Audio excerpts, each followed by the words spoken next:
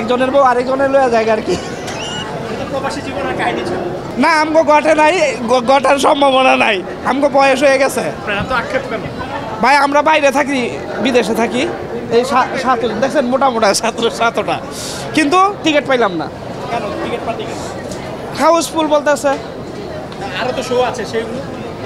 আরও শো আছে, আমরা দেখার জন্য এটি আসছিলাম বাড়ির থেকে ইয়া করে। শোগুলো কি টিকিট সোল্ড আউট হয়ে গেছে? হ্যাঁ ওই দাগি ওইটারও নাই, 8:30 আমগো এত তো ইয়া করা যাবে না এই আর এখন কি। কি করবেন? অন্য কোনো হলে যাবেন কি না? না এখন অন্য কোনো হলে যাব না, ইনশাল্লাহ কালকের জন্য আবার ইয়া করতেছি, টিকিট নিয়ে যাব হয়তো পাইলে, এই আর কি। আপনি কোন দেশে থাকেন? আমি কুয়েতে থাকি। হ্যাঁ আমি গত বছর এখানে এসেই দেখে গেছিলাম ইয়া ছবি বাংলা ছবি কি সুরঙ্গ মোটামুটি ভালো হয়েছে, একজনের বউ আরেকজনের লয়া যায় আর কি। প্রবাসী জীবনের কাহিনী ছিল কারোর সাথে এরকম ঘটেছিল কিনা? না আমগো ঘটে নাই, ঘটার সম্ভাবনা নাই, আমগো বয়স হয়ে গেছে।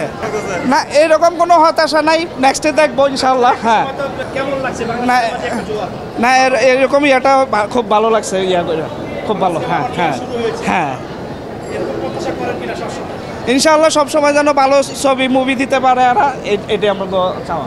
ওইখানে বাংলা ছবির একটা বেশি একটা ইয়া নাই, তারপরেও সিনেমাতে মাঝে মাঝে চলে।